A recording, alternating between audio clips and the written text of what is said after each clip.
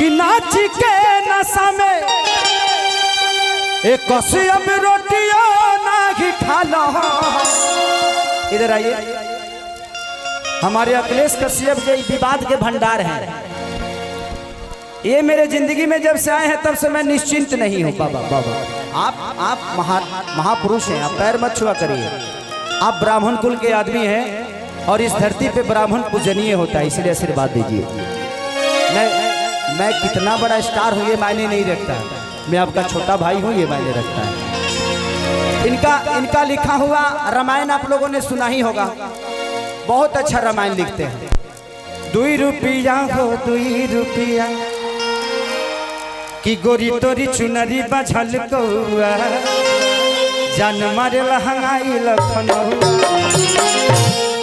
चाहे तो रखिया के कजरा जान कितनी हमरो गलिया हो ललकाटी साटावा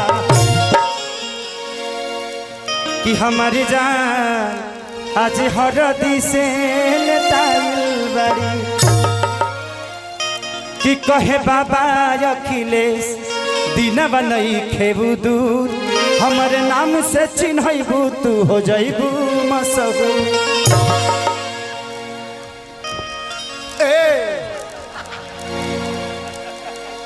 का हो अगर ये बतावा हम मुँह खोलने रहती तो मुँह में ढूक के तू भीतर चल गई रहता, ऐसे मत करो उड़ा गया।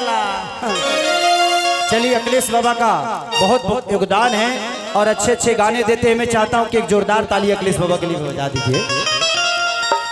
कि याथी याथी रतिया बुलेटिया लेके चला ओ लचियो लेके चला।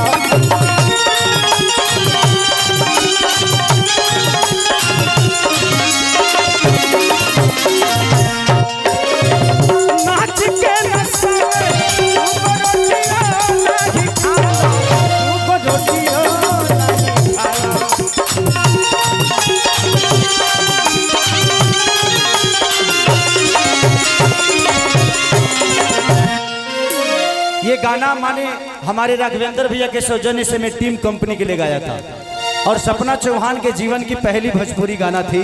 आज कम से कम 350 मिलियन आप लोगों ने देख लिया उसको।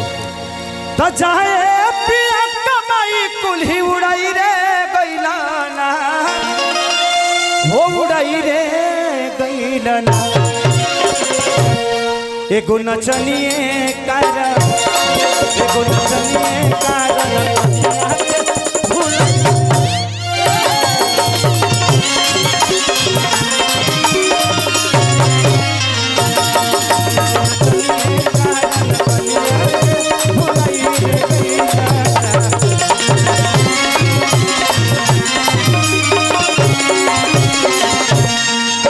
मिलो जो तेरी नहीं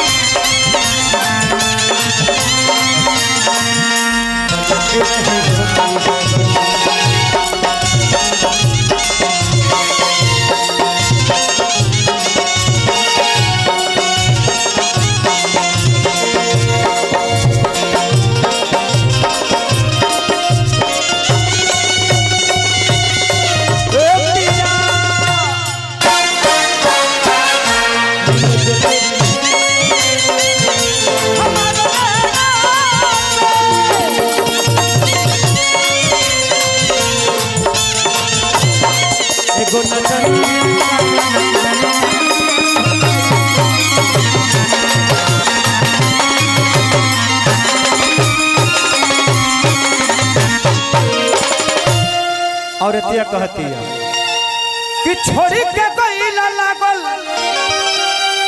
बाबे देखी या में आगी। छात्र शक्ति के झावर सिंह भैया की तरफ से बहुत पुरस्कार, भगवान से प्रार्थना से करना तहार हो ऐसे बढ़न नोटाई तो हमार हो जाई। कि छोड़ी के जाल राजा लाके देखी या में आगी लाके देखी या में आगी। बड़ा पागल हो बोलिया के बागी हो बलिया के बाद कि छोड़ के जाला राजा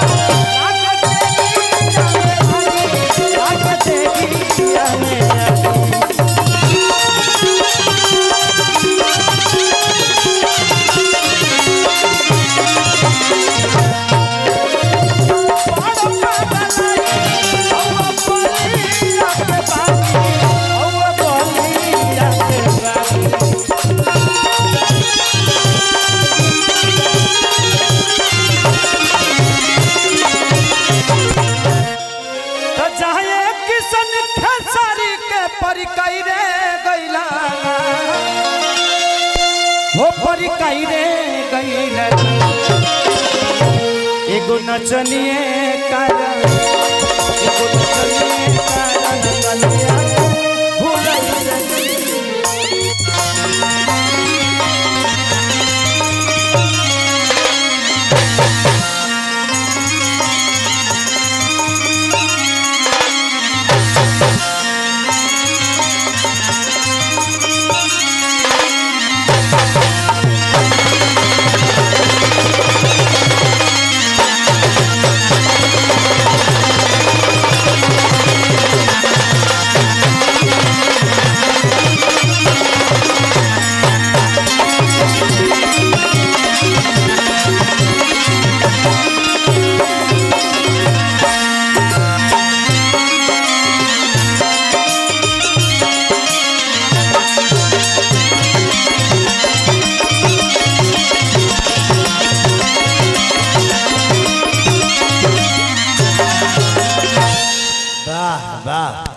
मैंने केहू के पानी पिए के नहीं खमेला तो तू लोग पानी फेंकता रहो।